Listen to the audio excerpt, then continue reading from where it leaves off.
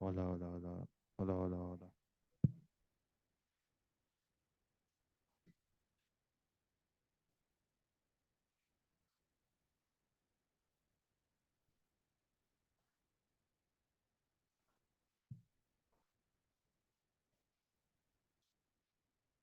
Hola, hola, hola. Ahora sí. Hola, hola, hola. En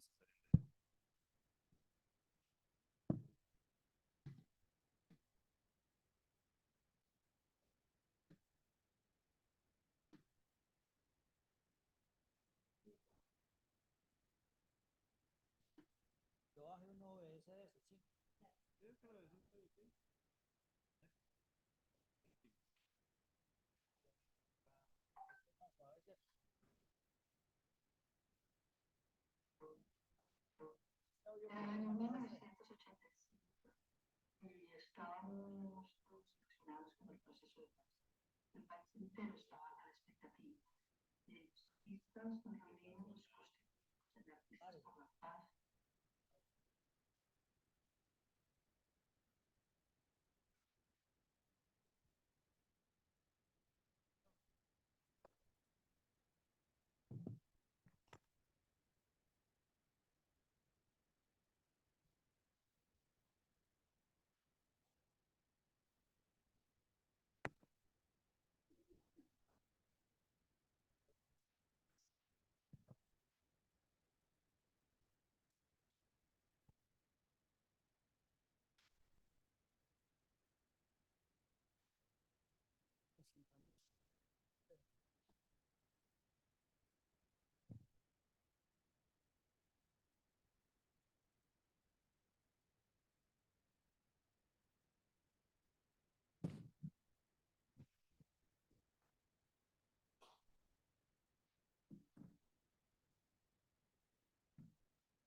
Buenos días.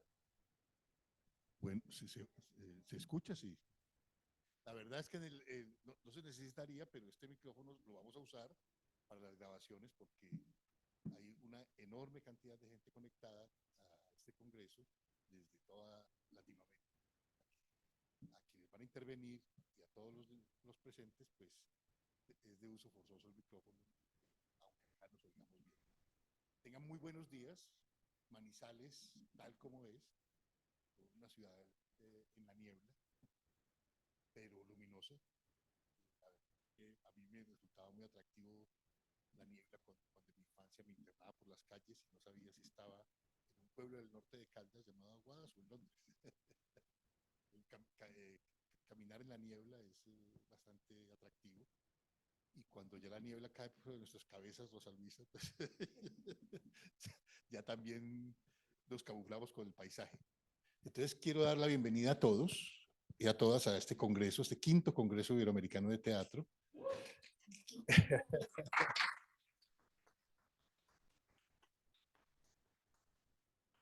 que lamentablemente hoy no está todavía Jorge Duati, que debía estar aquí acompañándonos, pero llegará al final de la tarde. Y sobre todo queremos referenciar que estamos trabajando el Congreso desde la dinámica de una visión de las poéticas para una paz posible, para una paz social. El teatro siempre se ha ocupado de eso y siempre nos dicen, pero ya, o sea, ¿por qué siguen hablando de paz? Jamás podremos cesar de hablar de la paz. Siempre hablaremos de paz, porque eso somos nosotros. La gente de teatro siempre estará en la vanguardia de las luchas por la paz.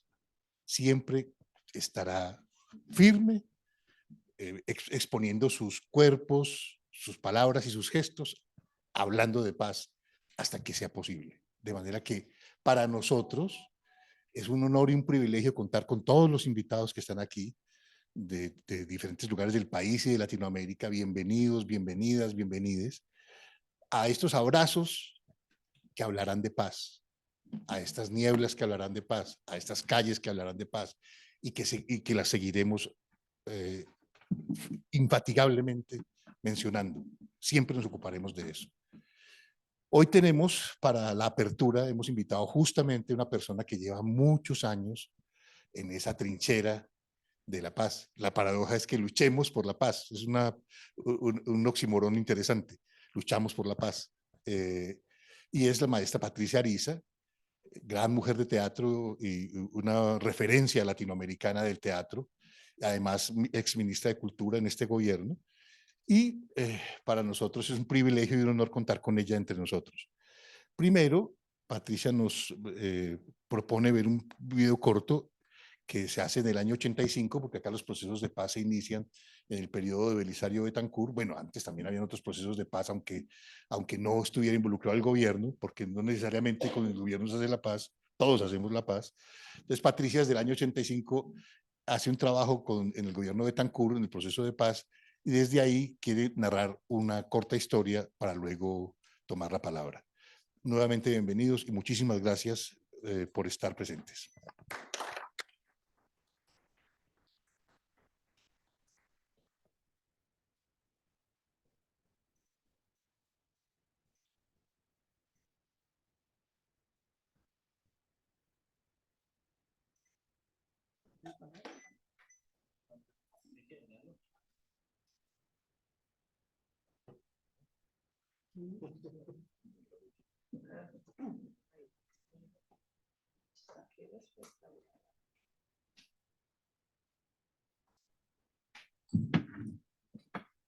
Ilusionados con el proceso de paz. El país en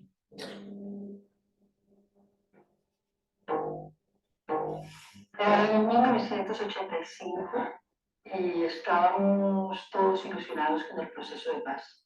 El país entero estaba a la expectativa. Los artistas nos reunimos, nos constituimos en Artistas por la Paz y nos unimos a hacer una jornada o a hacer jornadas en todos los sitios donde el conflicto era más agudo. Entonces hablamos con el presidente Belisario Betancur nos prestó un avión Hércules y en ese avión nos movilizamos al Caquetá para visitar los diferentes municipios, los diferentes lugares y hablar con todo el mundo, con la iglesia, con la gente, con los campesinos, con la insurgencia, con los artistas de allá, con la gente de la cárcel, con todo el mundo. Llegamos allá y nos recibieron con los brazos abiertos, nos recibieron con la banda del fuego. Fue una experiencia muy importante en la historia de este país. Hemos logrado rescatar estas imágenes del video donde estamos en este encuentro.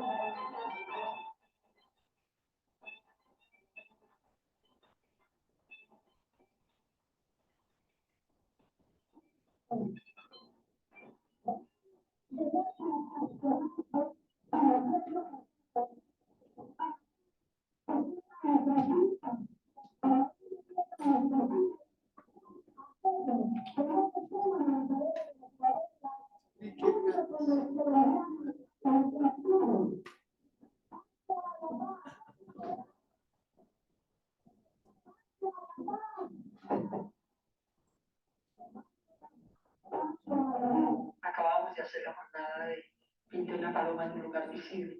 Aquí en la Plaza Bolívar, en el país entero, se llenó de palomas y se llenó también de esperanzas. La gente tenía esperanzas, realmente había banderas blancas.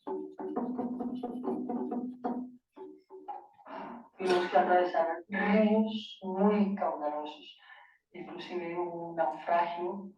Algunos de nosotros estábamos en ese naufragio, fue una cosa tremendamente peligrosa porque estuvimos al borde de habernos ahogado, hasta que finalmente llegó un campesino con una lancha y nos salvó. Pues ese río es un río caudalosísimo, es un río enorme. En ese lugar donde se volcó la lancha, el río tenía 300 metros de ancho.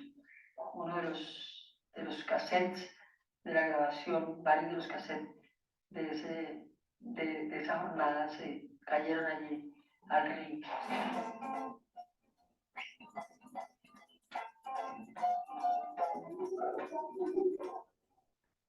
Y nosotros llegamos con teatro, se improvisaron escenarios y se hizo teatro, se llevaron las obras, allí la gente consiguió las cosas, se llevaron canciones, vinieron muchos cantantes también, no solo de Bogotá, sino de diferentes ciudades, y fue realmente una jornada de paz, como debe ser la jornada de paz, o sea, que la cultura sirva para aclimatar la paz, para que la gente no solamente piense la paz desde la política.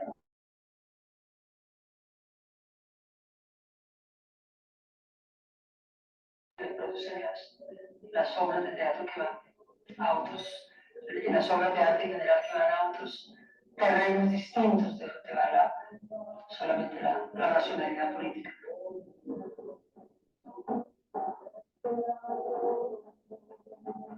Por eso salgo siempre a caminar,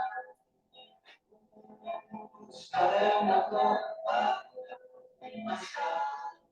Allí están maestros importantísimos de las artes plásticas, con los campesinos y con personas de la insurgencia que llegaron allí pintando murales y cantando con nosotros en esa jornada de paz. O sea, fue un acto esperanzador y eso, por eso es tan importante este video, porque es un testimonio de la memoria, hay que mantener la memoria viva de los actos de paz.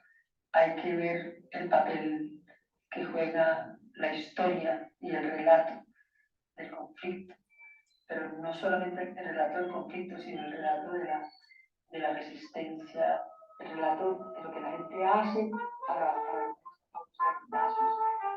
y Cristo tocando, eran todos, éramos todos muy jovencitos, y hoy en día, lo paradójico es que seguimos haciéndonos las mismas preguntas. ¿Cuál es el papel de la cultura? En La Paz allí quedaron los murales.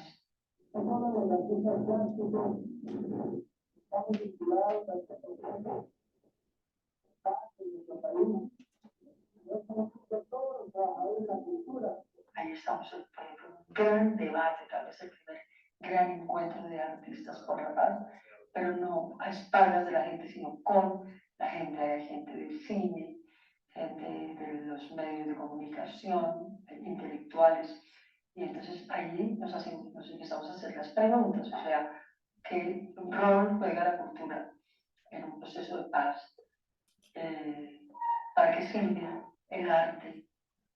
Esas eran las preguntas.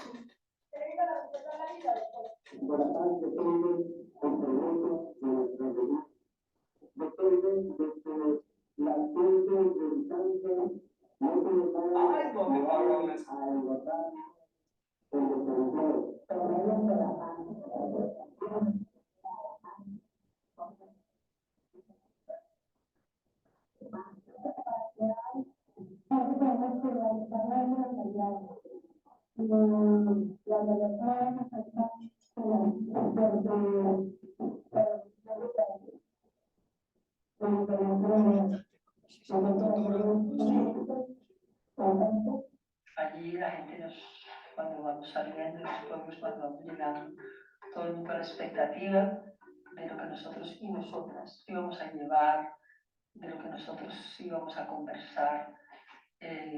Pensamos que ha disminuido el interés de la cultura por la paz, pero estamos recuperándolo hoy. Esto visto desde el año 2014, después de tantos desaparecidos, de tantas personas desplazadas y de tantos muertos, pero también de tanta resistencia y tantas movilizaciones, nos da muchas esperanzas. De sentir que hemos hecho parte de la historia de este país desde lo que hacemos. O sea, desde lo que sabemos hacer, que es cantar, que es hacer teatro, que es tocar tambores, tocar trompeta, es lo que sabemos hacer y pensamos que aunque mucha gente crea que eso es inútil o que eso es un adorno, que sabemos que hemos estado en las jornadas, sabemos que la cultura y en particular el arte son un fundamento, son algo que puede ayudar a la esperanza.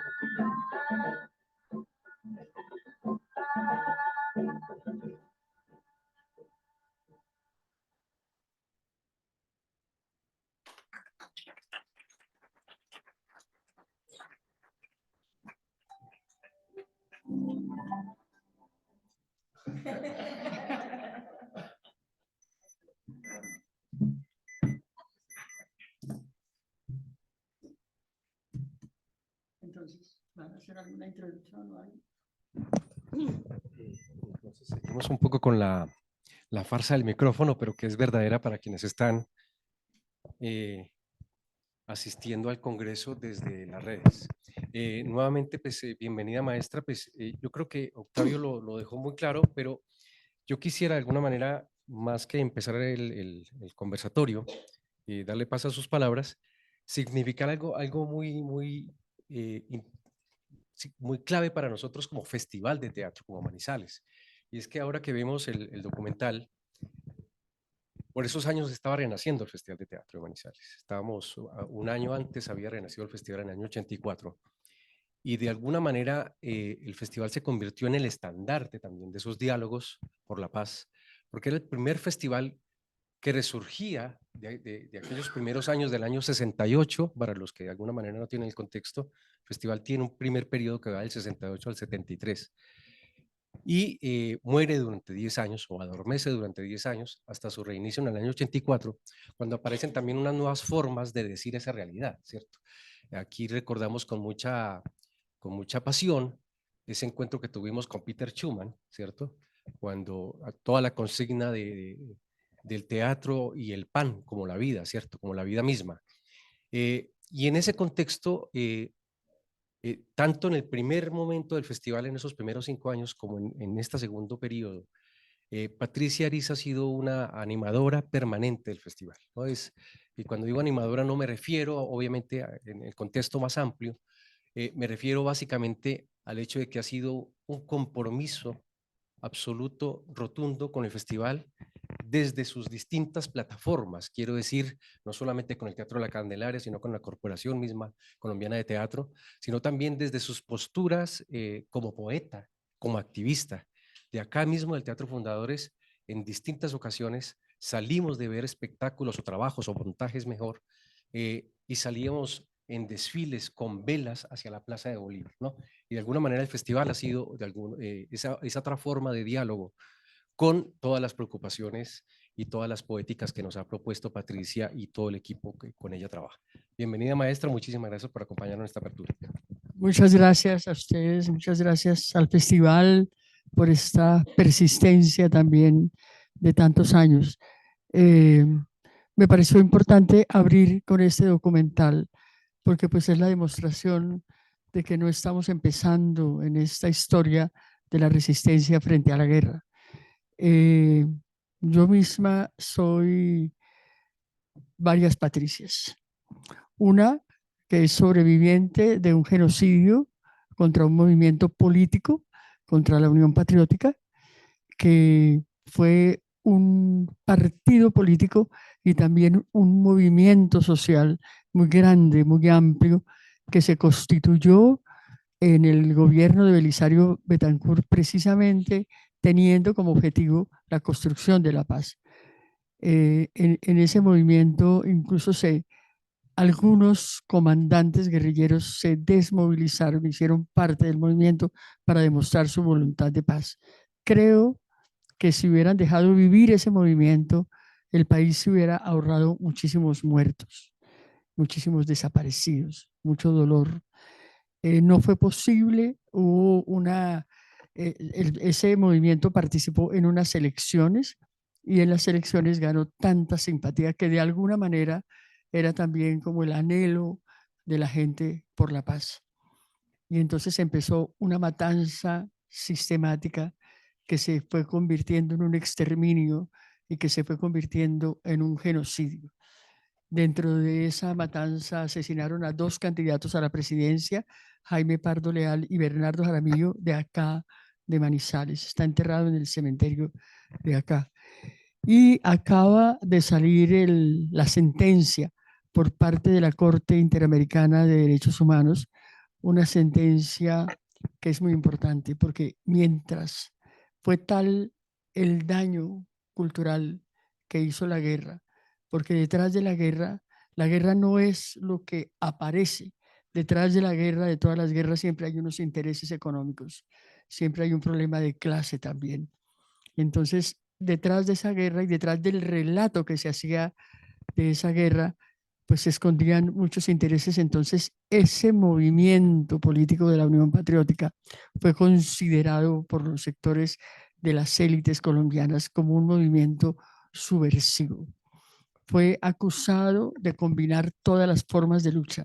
Entonces, había tal deformación en el imaginario cultural de Colombia que la gente, cuando mataban a los miembros de la Unión Patriótica, a los integrantes, decía, por algo sería, es que combinan las formas de lucha, y la gente miró para otro lado. En este momento, de acuerdo a la Corte, no a nosotros y nosotras los sobrevivientes, 6.000 víctimas. Fue un genocidio atroz. Y en este momento la Corte ha responsabilizado totalmente al Estado colombiano. Eso es una cosa muy importante, porque a pesar de que es tarde, porque el caso se presentó hace 25 años, a pesar de que es tarde, no es demasiado tarde. De todas maneras llegó, y eso es muy importante para Colombia en este momento, y el gobierno del presidente Petro se ha comprometido totalmente a la reparación, que será una reparación económica, social y cultural. Pero esa reparación no es reparar a las víctimas de la Unión Patriótica, al que hay que reparar es al país también, porque asesinar un movimiento de manera impune durante tantos años es una herida a la nación. No es una herida eran colombianos y colombianas, es una herida a Colombia. Entonces yo he tenido el privilegio y el dolor también de participar en todos los procesos de paz desde Belisario Betancur, siempre con el mismo discurso. Estábamos hablando ahora con Octavio de eso, de trabajar por una cultura de paz. Y a veces hemos sentido que éramos en el desierto, porque la racionalidad política muchas veces no entiende lo que representa la cultura de paz. En este momento del mundo hay un incremento de otras formas de guerra.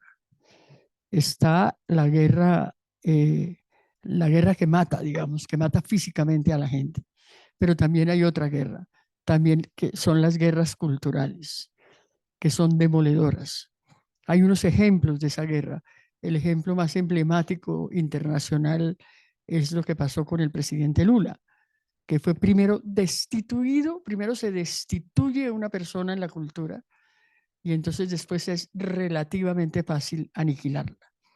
El presidente Lula fue acusado de corrupción, fue puesto en la cárcel después de varios años y de muchos años de dolor.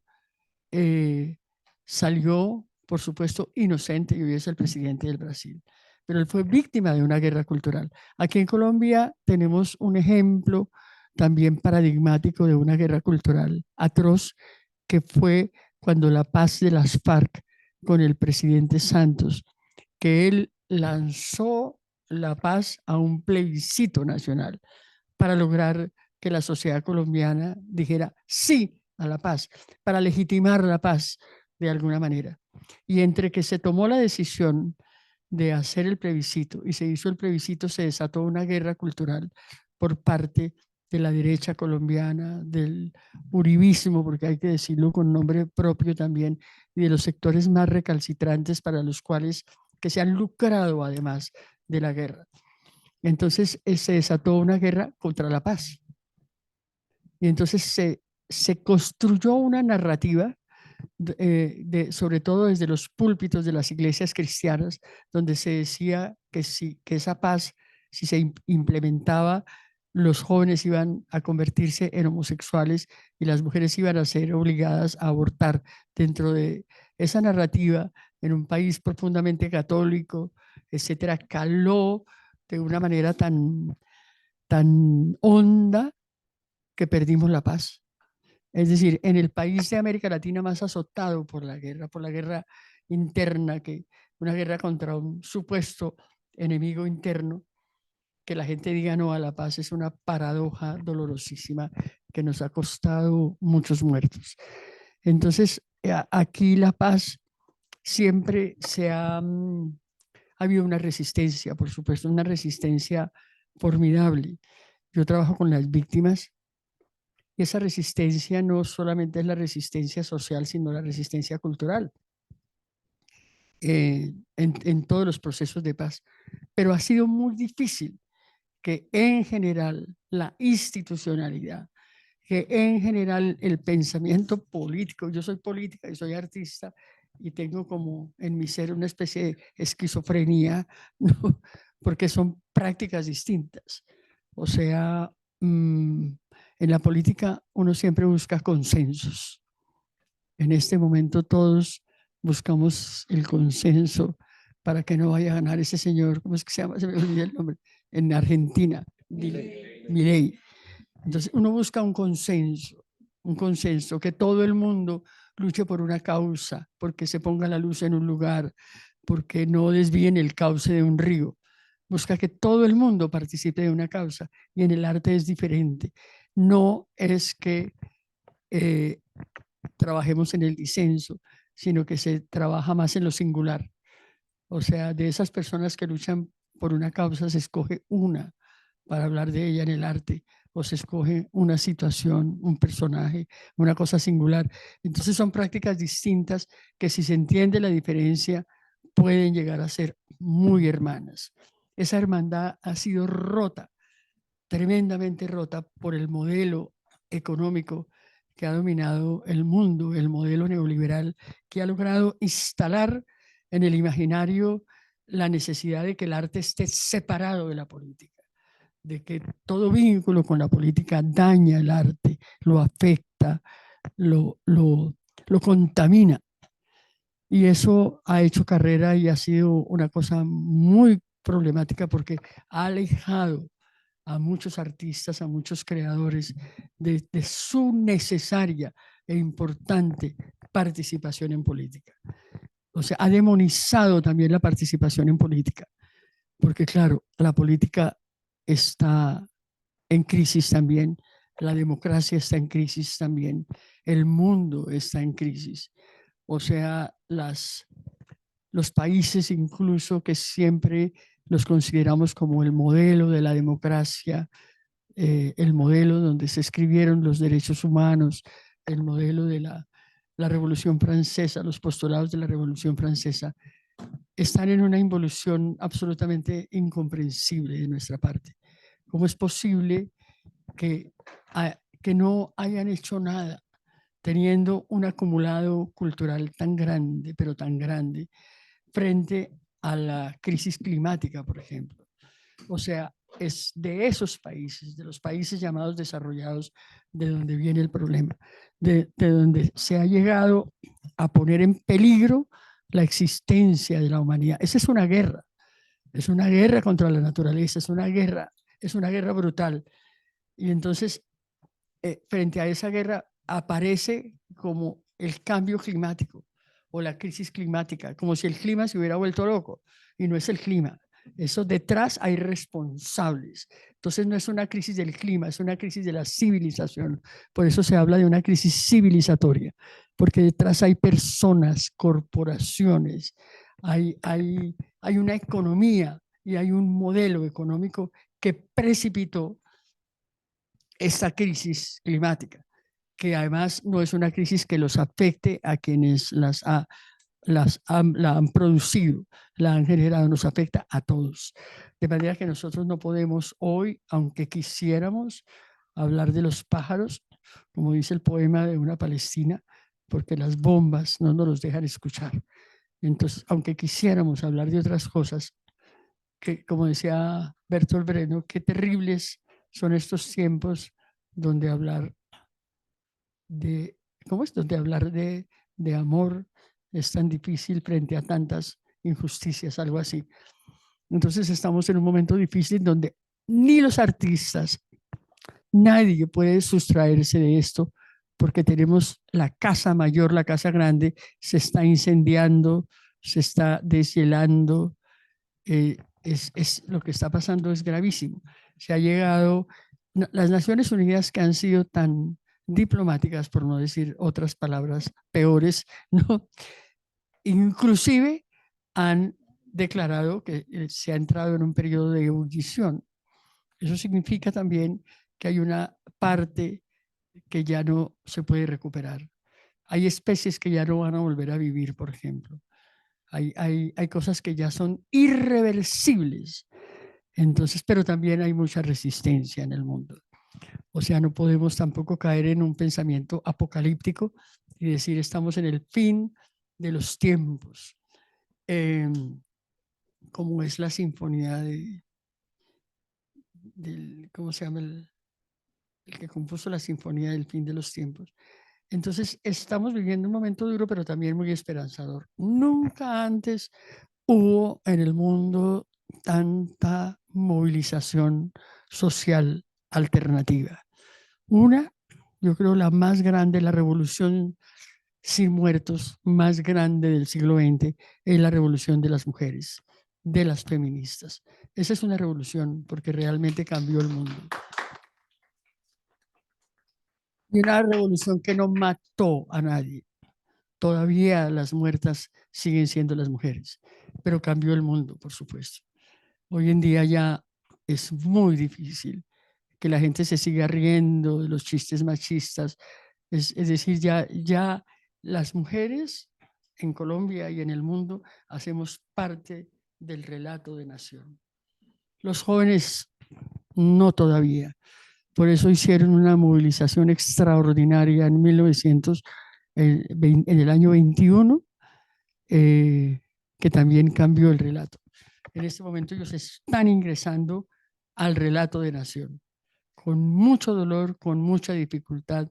Yo tengo un grupo hace 4 meses integrado por jóvenes que sufrieron daños oculares. En Colombia son más de 150 a los que deliberadamente, con el acceso a la modernidad que ahora mantiene la puntería, la mantiene de manera electrónica. Es una cosa muy complicada, entonces se puede precisar un disparo a largo alcance, entonces les dispararon a los ojos. Muchachos perdieron un ojo, lo mismo pasó en Chile. En Chile fueron cerca de 800 jóvenes, les mutilaron el rostro y ellos dicen que a pesar de eso ahora ven mejor la realidad. Entonces pero hay una resistencia, es lo que quiero decir. Nunca hubo tantos personas en el mundo medioambientalistas que están proponiendo otras formas de vivir con la naturaleza que no sea sacarle las entrañas a la tierra. Hay también muchos movimientos de animalistas, por ejemplo, que cuidan los animales, o sea, que también es como un paradigma para mostrar que hay que cuidar la vida, que es muy importante. Si se acaban las abejas, se acaba la polinización, o sea, el daño que se le está haciendo a la naturaleza no tiene límites.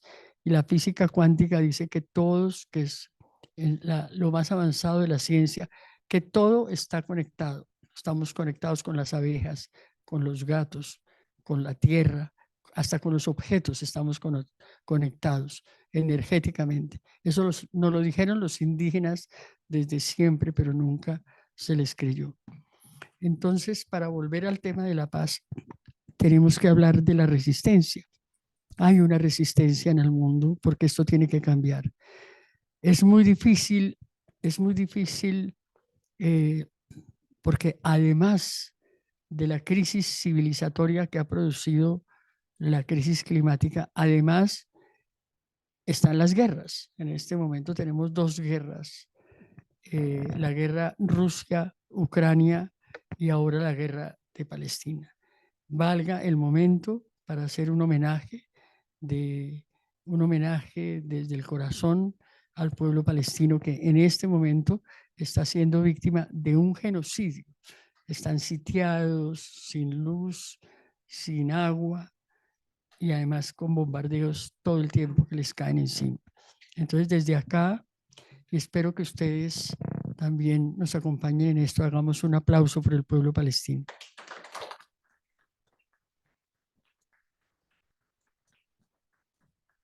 Entonces, yo estuve en el ministerio unos meses y hay una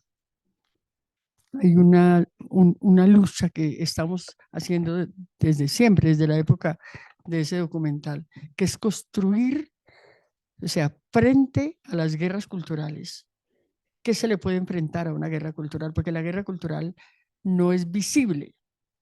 O sea, las otras guerras son visibles. Disparan contra un edificio, disparan, eso se ve, es objetivo. En cambio, las guerras culturales transforman el imaginario de las personas. Entonces son peligrosísimas porque transforman el alma de la nación, transforman la gente, transforman un país que ha sido el país de la resistencia a que sea capaz de decirle no a la paz, por ejemplo. Transforman la mirada sobre, transforman la justicia en manos de los jueces también, que están muchas veces comprados, entonces es muy difícil. Entonces hay esas guerras culturales, ¿cómo enfrentarlas? La única manera sería, por ejemplo, en el caso de Colombia, yo creo que de todos los países y del mundo, construir una cultura de paz. ¿Qué se entiende por cultura de paz? La cultura de paz, en síntesis, es convertir la paz en cultura. Que la paz se vuelva una manera de ser. La cultura, ¿qué es? La cultura tiene que ver con los modos de ser, de pensar, de sentir y de expresarse de las personas y de los pueblos. Y esas maneras de ser son vulnerables, absolutamente vulnerables, tanto para lo positivo como para lo negativo. Entonces a un pueblo entero se le puede convencer. Hitler logró convencer, él hizo, también tenía un respaldo social, convencer a un pueblo. Un pueblo se puede convencer de las bondades del fascismo y se puede convencer también de las bondades de buscar un mundo distinto, de trabajar por un mundo distinto, de trabajar en la resistencia. Entonces, la lucha en este momento de muchos artistas es trabajar por una cultura de paz y convertir eso en un movimiento, porque eso no lo podemos hacer solos, en un movimiento cultural, porque claro, la cultura no es solamente el arte, no es solamente el teatro, la cultura es todo lo que somos. Nos han querido convencer con el modelo neoliberal que la cultura es lo que tenemos y no lo que somos. Y es el daño que ha hecho el neoliberalismo. En el ministerio yo lo pude comprobar. O sea, ese modelo ha hecho agua, ya no dio más económicamente. Lo que dejó, que le iba a dar a todo el mundo el vaso de leche que se derramaba sobre los pobres y que se iba a acabar la pobreza, lo que dejó fue una extensión de la miseria en el mundo sin precedentes. En este momento eso se expresa en las migraciones, unas migraciones que no tienen lugar. La gente no puede llegar, los africanos no pueden llegar a Europa porque los devuelven o se ahogan en las pateras. O sea, entonces esos países no nos están dando muy buen ejemplo. El ejemplo lo tenemos que sacar de nosotros, de América Latina y del Caribe, de Colombia también. De ahí tenemos que sacar la fuerza y tenemos que aquí hay un filósofo que se llamaba Estanislao Zuleta que decía que Colombia no estaba lista para la paz porque no estaba preparada para el debate. A mí me parece eso muy sabio. Tenemos que poner el debate sobre la mesa. Tenemos que ser capaces de debatir sin matarnos por eso, sin volvernos enemigos por el debate de ideas del que tanto habló muchas veces Fidel Castro en Cuba. Entonces, aquí estamos en un momento muy importante, que es un momento de cambio social. Es como si la olla a presión de la guerra, de la exclusión, de la miseria hubiera explotado. O sea, en este momento ya no hay vuelta atrás. Estamos en un momento de cambio y ese momento es definitivo para Colombia. O sea, si no aprovechamos esta circunstancia, yo no diría qué puede pasar. ¿Qué puede pasar? Yo no quiero hacer propaganda política de ninguna naturaleza porque además sé lo que eso representa, pero tampoco lo contrario. Tampoco me puedo callar y tampoco puedo decir que aquí en Colombia no están pasando cosas importantes. Están sucediendo cosas muy importantes que tienen que ver con la transformación estructural del camino que llevaba a Colombia directo a convertirse en un país inviable. Y ese cambio está siendo atacado desde las guerras culturales de una manera atroz, inclemente, asombrosa. Es decir, no hay una cosa que haga este gobierno que no sea inmediatamente en los periódicos el apocalipsis de que esto no funciona. Es un momento muy difícil, es un momento donde más se necesitaría trabajar en la cultura de paz, porque el ataque viene no solamente hacia el imaginario de la gente, sino también a generar focos de violencia. Estamos trabajando en este momento en Bogotá con diferentes organizaciones sociales para que la sociedad colombiana se apropie de la paz. Y hemos logrado que dentro de dentro de ese movimiento que se está creando con los sectores que han sido nombrados por el gobierno para trabajar en la paz, hemos logrado que ahí se incluya la cultura de paz. Entonces creo que es una oportunidad muy grande. Estamos conversando con algunas personas de la insurgencia, del ELN, y ha sido muy bien recibida esta iniciativa de trabajar por una cultura de paz. ¿Cómo se trabaja por una cultura de paz? Es la pregunta. Claro, aquí a veces cuando hay un acercamiento a los diálogos de paz, entonces la gente nombra las cosas que hace con la palabra paz. Pero la verdadera cultura de paz es incidir de manera concreta en la paz. O sea, por supuesto, nombrar las cosas por la paz es muy importante. Nosotros hacemos un festival de mujeres, nosotras, perdón, hacemos un festival de mujeres en escena por la paz, pero de ahí hemos sacado cosas muy importantes. Tenemos 5 escuelas de mujeres para formarlas y formarnos con ellas como lideresas sociales. Colombia es un país donde se asesina a los líderes y a las lideresas. Ese es un daño sistemático a la vida, pero también al futuro.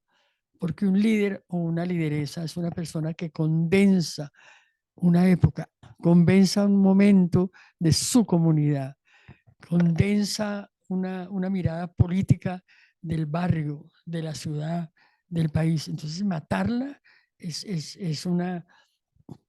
desbaratar una construcción transformadora. Entonces, la cultura de paz se tiene que trabajar para construir otro relato. O sea, el relato que tenemos es el relato de la normalización de la guerra, de la violencia, del cambio climático. Eso está normalizado. ¿Cómo desnormalizar eso? ¿Cómo construir otro relato? Yo pienso, Jesús Martín Barbero decía que Colombia no tiene un relato de nación.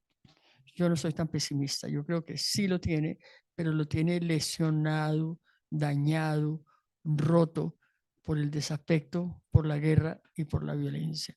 Entonces, el verdadero relato de nación es la construcción de la paz.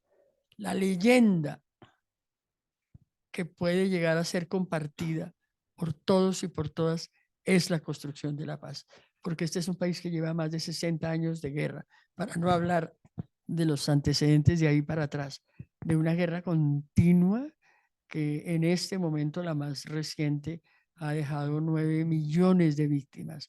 En un país de más de 40 millones, 9 millones de víctimas es un porcentaje aterrador.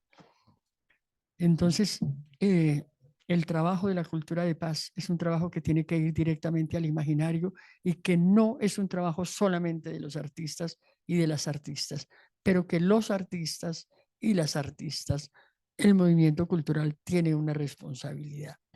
Crear en el arte es hacer un ejercicio de la libertad y ese ejercicio es un privilegio humano. Yo me considero privilegiada porque la vida me ha dado esa posibilidad de crear creyendo, pero también es una responsabilidad. No se puede decir cualquier cosa, ni se puede decir de cualquier manera. En la Candelaria decimos que somos un grupo de dedicación sistemática al teatro porque ensayamos todos los días de la vida. Es una manera de vivir, no es una profesión, es mucho más que una profesión, es un modo de ser, un modo de pensar, un modo de existir. Entonces los artistas tenemos una responsabilidad enorme y muchas veces no, los artistas no aprecian esa responsabilidad, no la valoran esa responsabilidad de la capacidad tan grande que tiene el arte de transformar la realidad. Yo sí creo que la cultura cambia el mundo y creo que el arte, yo soy artista porque estoy segura que con eso cambio el mundo, absolutamente segura. Y eso no es solamente desde el arte. Si uno tiene esa seguridad interior, es como un motor que hace que uno no pare, que hace no sé, que todo sea posible. Yo sí creo que se puede revertir la crisis climática, todavía se puede revertir, porque ya se les empezó a incendiar la casa a los que han generado esta catástrofe humanitaria. También creo que se puede resolver la guerra de Palestina. Hay esperanzas porque hay muchos jóvenes judíos. En Nueva York pudimos ver una manifestación de jóvenes llorando, jóvenes judíos diciendo que no quieren ser utilizados como punta de lanza contra Palestina, que no hagan esa guerra en su nombre. Entonces, eso no se veía antes. Entonces, hay esperanzas. Hay esperanza con la gente que cuida a los animales. Hay esperanzas con el universo alternativo. Hay esperanzas con el movimiento social de mujeres, que en Colombia yo creo que ha sido una vanguardia en la resistencia. Y hay esperanzas también con los jóvenes y con las jóvenes, que la única manera para que haya un mundo distinto es que ellos participen. Un sobrino nieto que yo tengo me regaló una tarjeta en el estallido cuando él tenía 12 años. Y decía, no entiendo por qué pedimos que nuestros padres nos dejen un mundo mejor cuando nosotros, los niños, podemos empezar a construirlo. Eso me conmovió enormemente. Es verdad. No es que les vayamos a dejar un mundo, es que ellos tienen que empezar a construirlo. Entonces, nada más, por el momento, si hay preguntas, con Palestina en el corazón, en este momento, un abrazo para todos y para todas.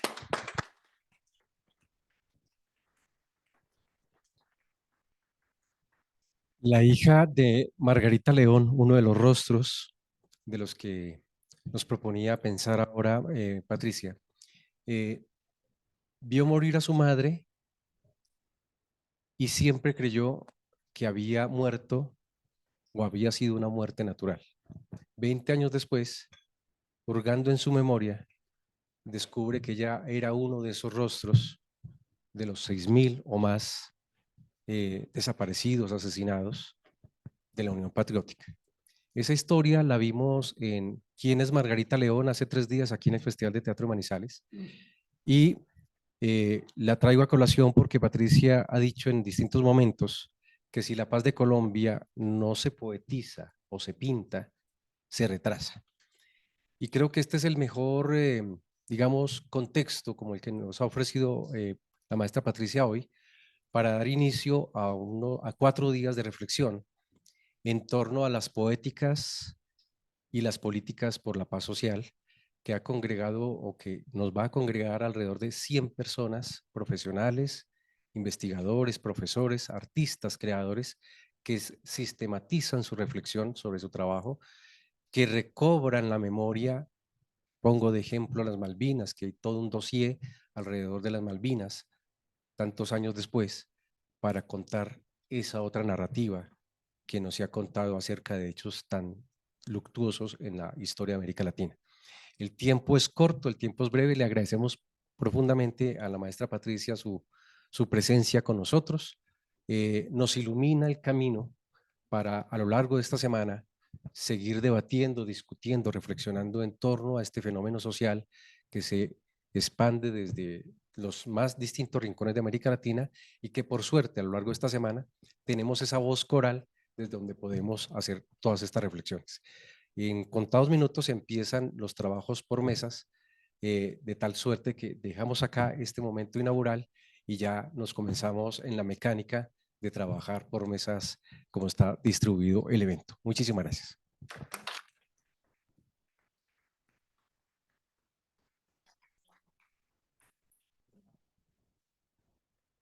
Estamos aquí en la mesa de mujeres, en las artes escénicas.